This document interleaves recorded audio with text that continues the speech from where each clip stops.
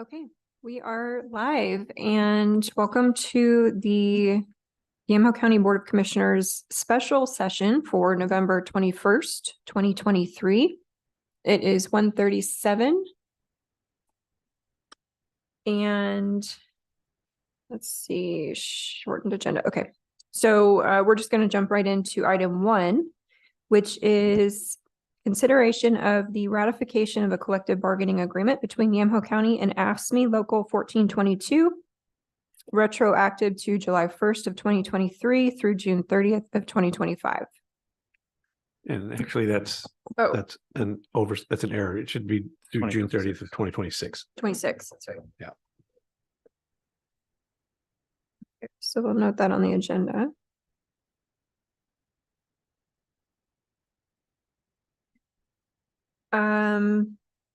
Okay, Ken, or Christian, do you want to give us kind of an overview of where we landed?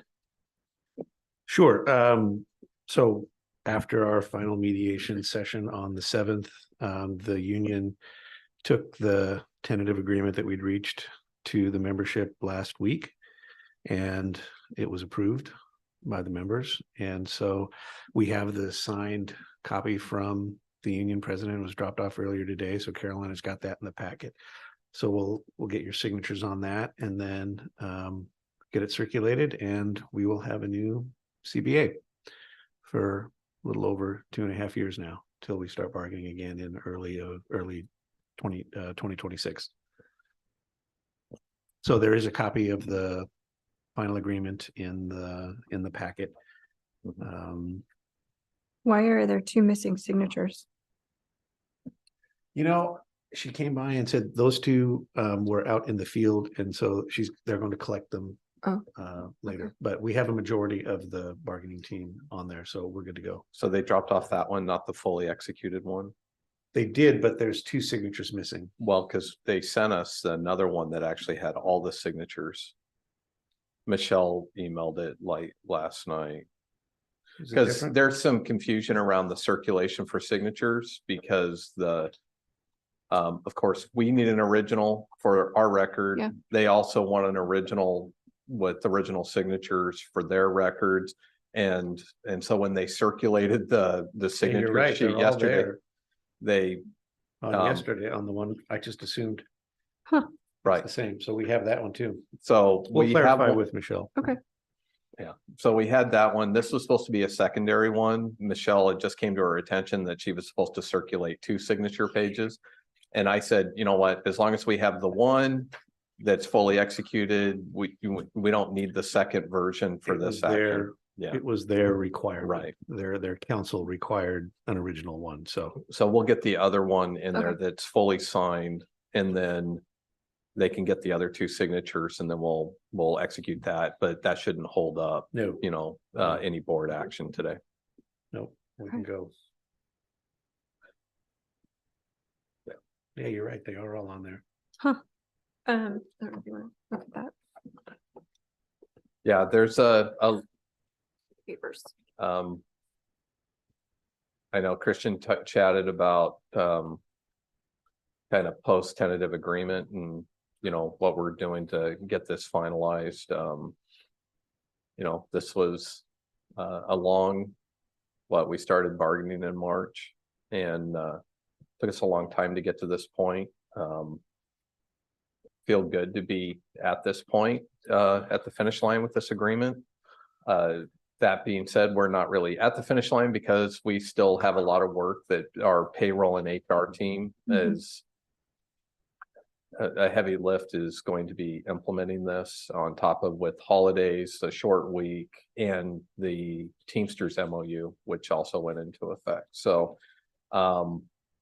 right now we have HR and payroll working really diligently. I already shared the tentative agreement to hopefully give them a little bit of a head start to start incorporating some of the changes, but it's still going to take us a bit of time. If I know we're getting questions about, well, when are we going to see this on the paycheck? Well, now that we've circulated for signatures, and once we get through this and once the board takes action on it, now we have the work of actually implementing this and getting the retros and everything else hammered out, which requires a lot of hand calculation. There's a lot of moving pieces that you really can't program, especially when it comes to retros. Because we were in a status quo with the previous agreement. And so things like longevities and leave accruals and holidays that occurred when we were into beyond the June 30 contract was still occurring up to this point. And we had the final implemented offer Implementation. that was also built in and incorporated. And so now we have to not necessarily roll back those changes, but we now have to incorporate the actual final contract language And the into the differences. system and make sure everything calculates correctly Oh, and is man, and you got correct. a So, difference for one paycheck too that is totally separate. Mhm. correct. Dang. So how Merged does all that together. work? Yeah. You've got the implemented offer and then you've got this on the heels of it pretty quickly. Yeah. Mhm. We're looking at, well, 1 or 2 paychecks Yeah. and then Yeah. it's different. So we The had implemented the, offer was not retroactive. right. right. So, yeah, Look well, like it'll we're- have to be sort of blended all together and And that's why, you know, and it's not the, I'm just saying, you know, for any employees that may be watching the stream or doing this, our payroll and HR team is working very diligently to try to get all these changes implemented. I also recognize, you know, with the upcoming holiday season and things like that, I realize how important, especially the economic elements within this contract, getting those implemented. We're working very hard to get those implemented. I just wanted to showcase that there's a lot of moving pieces that come into play, and for the 6 employees that are in HR and payroll that are doing all this work and getting this rolled out. So kudos to our payroll and HR team for all the work that's ahead of them in Yeah. getting this done. Thank you. like you said, it just happened to coincide with the Teamsters MOU, which is the second largest Right. employee unit. Right. So payroll's having to process both the MOU for Teamsters and now the new contract for YCEA. So it's a lot of math. So, and I know we've been kind of sending you some questions that we're getting, but a lot of questions around holiday pay and how it's going to change and be handled. So that'll all be, I'm assuming a communication will come out from us in terms of how we're handling that. There's still some open questions that we're still trying to figure out the implementation of. It was something that that I know the union has raised some questions. We have some internal questions, not necessarily how we're going to handle for regular full-time. There's questions about regular part-time. Yeah. And so we're working on that. I anticipate we'll probably I know Christian and I were talking about getting the union reps on the phone and maybe having some conversations to make sure that we have some clarity around that. But we're already starting to, because if the board approves this and does the final ratification, this goes into effect. So I would look at the holidays Mhm. that are going to occur this week Right. are going to be per the agreement. That's another one where we're still also trying to figure out the retroactivity element to that, what that's going to look like, because we had 3 holidays that have occurred since July 1. So we're working on all that, and I've had a conversation with the union president yesterday morning, kind of talking about other unrelated matters, but we're also talking about some of the implementation and what that's looking like as well. So I'm hoping that it's just like any new agreement or new contract, especially if there's a shift from past practice or something that's pretty substantial, like the holidays, it's going to take us some time to kind of work through the bugs, and we're hoping for patience from both managers and the employees. And, you know, we'll continue to work with the union in navigating those.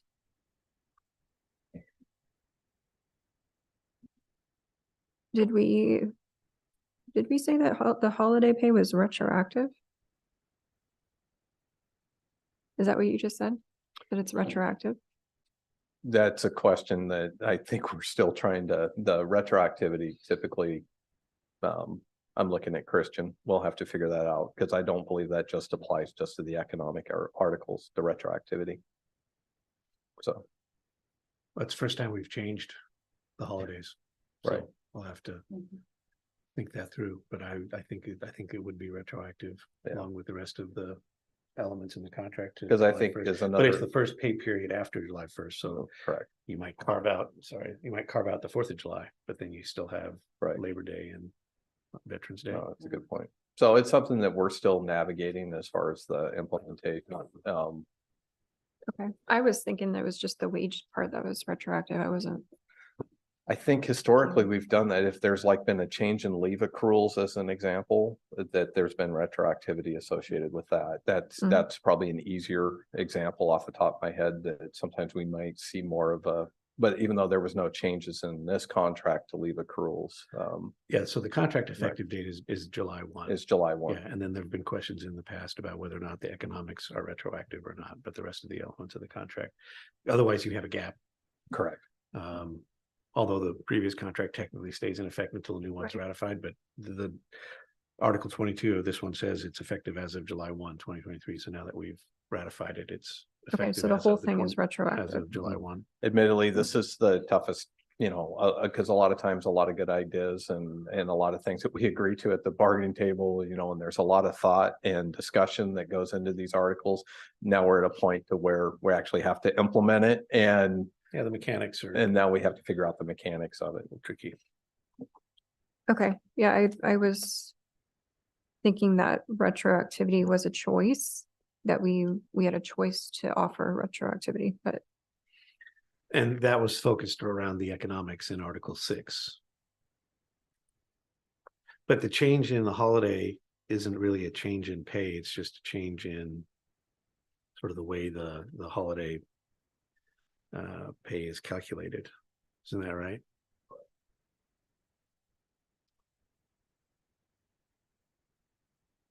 okay. And then so the wage study that will start January of 2024, where we sort of start getting into that. Yeah, we're going to start that as quickly as possible because that does have a deadline Yeah. in the contract that we'll have that done by June 30 of 24. So that's going to be a conversation once I want to give HR and payroll some time to finish incorporating all the changes they need to into our systems to process payrolls. And then I'll start having the conversations with HR and kicking off that study. Okay, did we actually put that in here? Yeah, it's the very last. Very- It's very appendix- last, appendix it's D. attached as an MOU. It's Oh, not in okay. Article 6. It's Okay. not an MOU, it's attached. It's an It's appendix. attached as an appendix. It's referenced in Article 6, but then it's attached at the very end of the agreement. Okay, And that language is straight out of the tentative agreement that we signed on the 7th.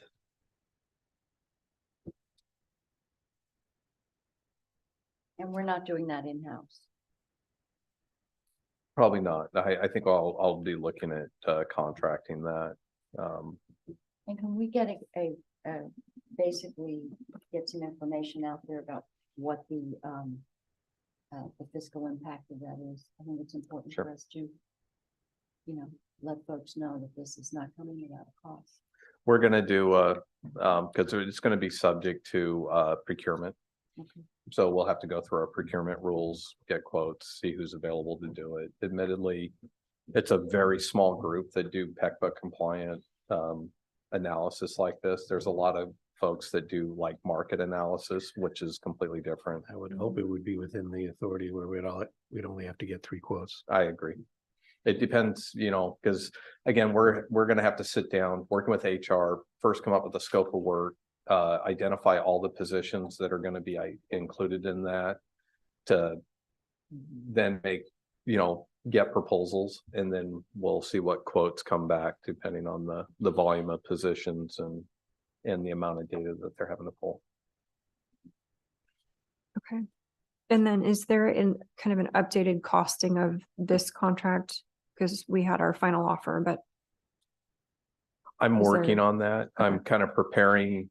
I have some real preliminary data, but I'm kind of Mhm. hesitant to kind of share it in this format because I'm still working on it in preparation for kicking off budget Yeah. and the discretionary allocation discussion that'll happen later in December.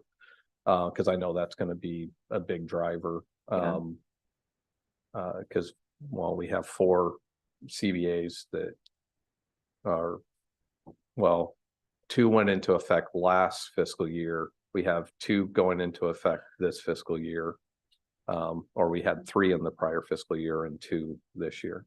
So, Mhm. and especially with the 2 biggest ones, which are Teamsters and ASME, represents most of our represented employees.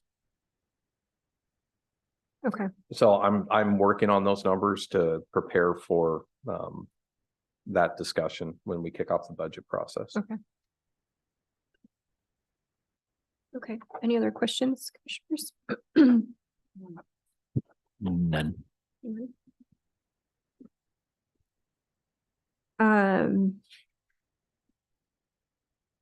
I have some general comments, but I think I'd like to vote first and sort of get through our conversation about the rest of these items. So I will move approval of item 1 with the edit of July 1st of 2023 through June 30th of 2026. Is there further discussion? None. All those in favor signify by saying aye. Aye. Aye. All opposed, same sign.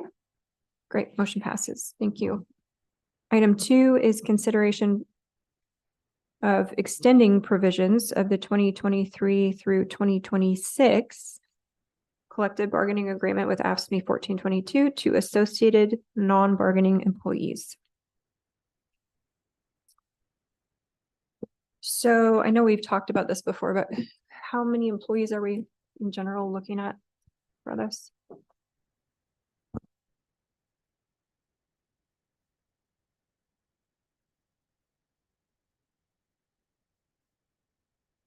I'm doing some quick math in my head.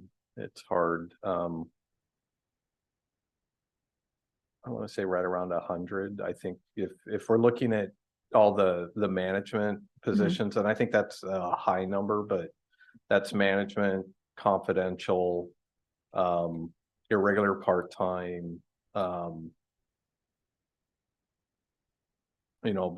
primarily this is going to be our non-bargaining management positions, our supervisors, department heads, et cetera. Those then- that aren't covered by another different CBA. Right. Correct. Yeah. And it's really, we always they're not affiliated with AFSCME. They supervise AFSCME employees. And so historically, it's to ensure, like I've said before with some of the other contracts, that we don't run into issues with compression. It ensures that our supervisory and management classifications don't potentially end up in a situation to where the staff that they supervise are making more with the changes than their supervisor. So Yeah. it's really done for compression. It's also for a lot of the same reasons on why we roll out some of the other changes for AFSCME: recruitment, retention, everything else. And we don't offer separate compensation benefit packages for non-bargaining personnel. So, and it's just provisions of the contract. We say that, but it's really the economics, the leave accrual, and the benefits. It's not the due process. It's not some of the other provisions in the contract. That's exclusively for the represented employees. Okay. But it does not include elected officials. It doesn't include you or Christian. It depends on the contract. Okay. My contract does have a provision that says COLA increases. Whatever COLA increases that AFSCME get applies to mine. I don't think Mine does- Christian. Mine does as well. Okay. So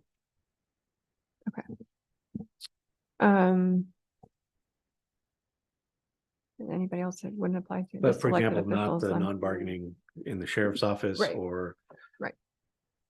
parole and probation, Jessica's managers, the DA's management, correct. which are very small. And not the elected Groups, officials, because yeah. that's subject to compensation committee. Or the juvenile detention management team either. Right. They're covered by that contract. Correct. Okay, and then it's the entire contract that is also extended, or is it just the wages? It's the wages, benefits, leave accruals, those areas. Okay. It's not due process. It's not, The grievance process? or it's any of not that? grievances Okay. that's subject to, we have county policies that govern for non-bargaining Yeah. in those cases. So it's not the contract, and that's why we say the provisions. It's really Okay. about the salaries and it's the wages and benefits. Yeah, that's exactly right. Because the other provisions of the contract only apply to members of the bargaining unit. And since our non-bargaining staff are not members of the bargaining unit, it's sort of a imperfect way to, as Ken said, try to maintain some parity in terms of wages and benefits and leaves, but the other provisions of the contract wouldn't apply. A good example, for a more glaring one is the overtime provisions that are in here. Non-bargaining management positions aren't subject to overtime. Mhm. All the employees who are in the bargaining unit, they're overtime eligible for any extra hours worked. So that's an example where we don't extend that provision to non-bargaining personnel. Okay. Any further questions? Okay, I will move approval of item I2, or not I2, just item 2. With the corrected date of 2023 through 2026. Any further discussion? None. All those in favor signify by saying aye. Aye. Aye. All opposed, same sign. Great, thank you. Motion passes. Well, it's been a long 8 months, 9 months now.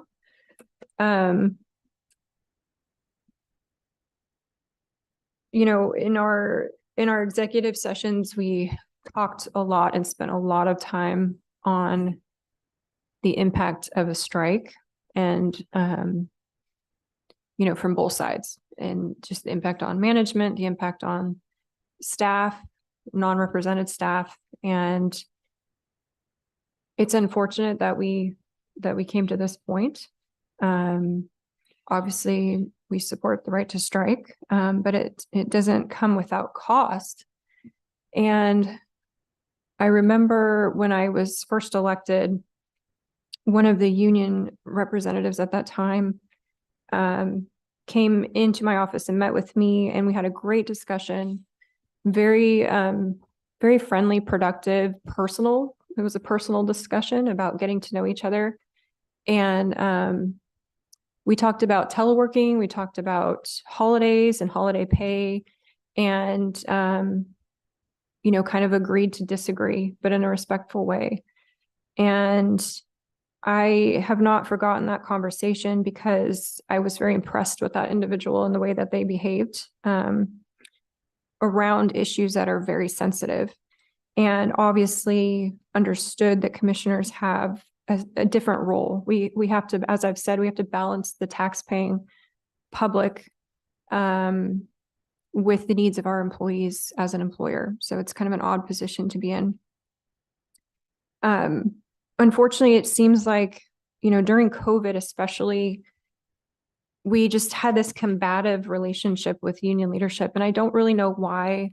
Perhaps there are 1 or 2 individuals that were that way that are no longer with us. But in our minds, we were fighting for our employees. That's what we were trying to do. We were trying to protect everyone from losing their positions. And it just seemed like the constant attacks on commissioners really kind of soured that relationship, unfortunately. And I don't think that ever truly healed.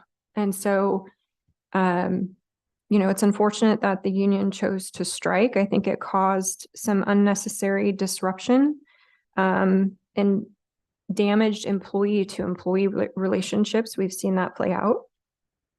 I had some employees come to me and complain that they were being targeted for not supporting the strike publicly.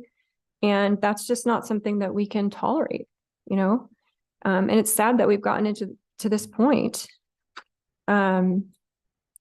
I think the demonstrations outside damaged a lot of relationships. We have small businesses around us who were impacted by the loud music and the constant yelling. And and we have to be respectful to our small businesses and the folks around us, and respectful to the other employees who are showing up to work and still have to do their jobs. So it was hard to see that.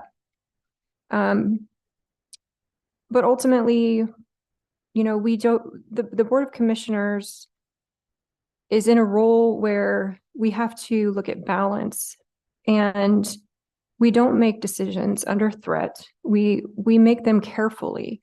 And there was a lot of thought and process that went into this decision, and this effort. I think we have a solid offer. We have a solid agreement. But I did sort of see a lot of damage being done, and it's unfortunate. There was a lot of misinformation as well. And I'm hoping that there can start to be some healing, especially internally. I hope there's healing that occurs. I do want to thank Michelle Mendoza, because our conversation was much like the conversation I had when I first became a commissioner. It was very respectful. And I feel like we both came to that meeting with the intent to listen. And I just really appreciated her honesty. So, yeah.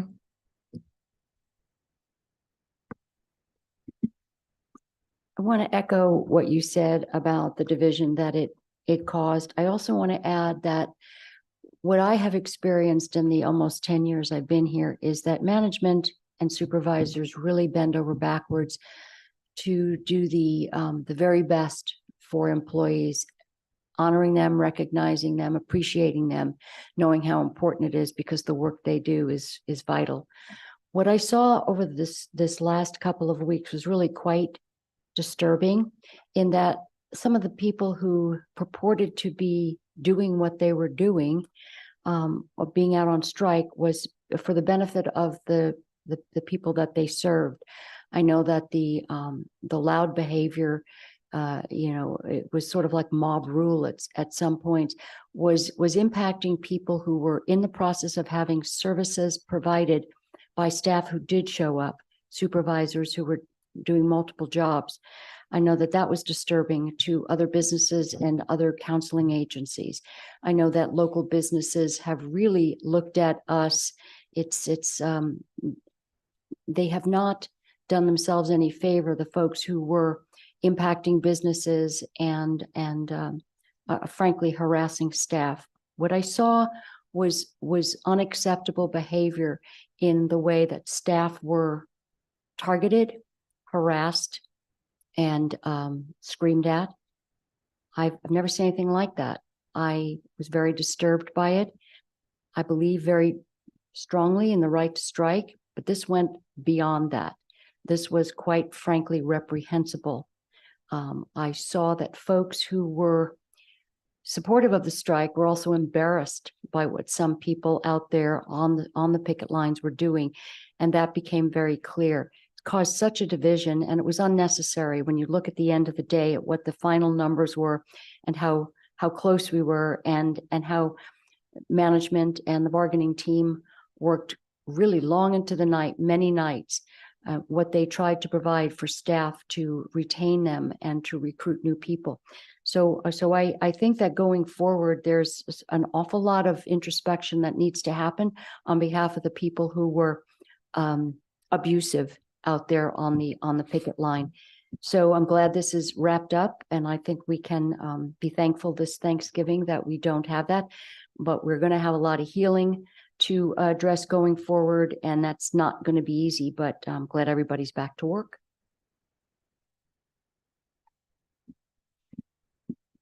Any final thoughts? This was probably the most frustrating thing that I've Yeah. ever been through. I can't imagine what our negotiation team was going through. So I am very appreciative of what Ken and Christian and Patricia and the rest of the crew, Lindsay Manfred, all of those guys, and what you guys did, long hours that you put in, and the knowledge that you brought to the table was phenomenal. The employees of this county are also phenomenal. I mean, down to planning, public works, all of the services that Health and Human Services provide, our sheriff, everybody is above and beyond compared to counties that are around our area. I know multiple people that do business across county lines, and they always say Yamhill County is the best to deal with. So it was still just super frustrating for me to watch and know where we were at, and yet frustrated thinking that maybe the complete picture wasn't quite getting back to the employees. But ultimately, I appreciate the hard work and time that everybody's put into this. I agree. It's one of the toughest things that we do, for sure. Okay, that is the end of the agenda. Is there anything else for the good of the order?